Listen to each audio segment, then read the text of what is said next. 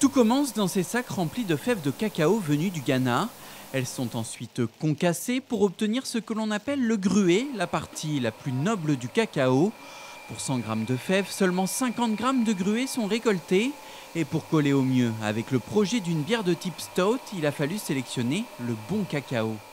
Déjà, on choisit la bière pour savoir un petit peu ce que ça va développer, quelle puissance il y a, pour ensuite nous mettre de notre côté la fève qui va en rapport avec. Si on met une fève qui est toute douce, toute fruitée, avec une bière qui a un peu de caractère, comme la stout qu'on a fait, effectivement, on n'aura pas vraiment le goût, alors que là, on a décidé d'amener de la puissance de cacao sur cette bière.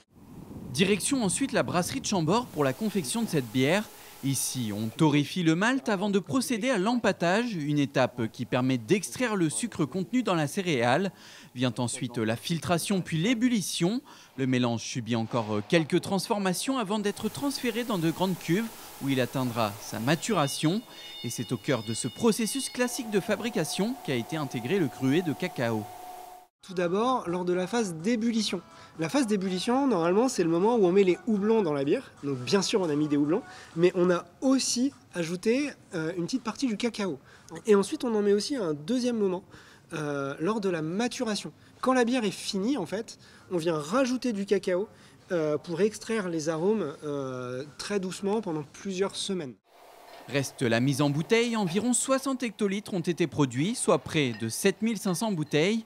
Avec ses notes chocolatées et sa mousse obtenue avec une gazéification à l'azote, cette bière se déguste à l'apéritif, mais aussi de manière plus originale.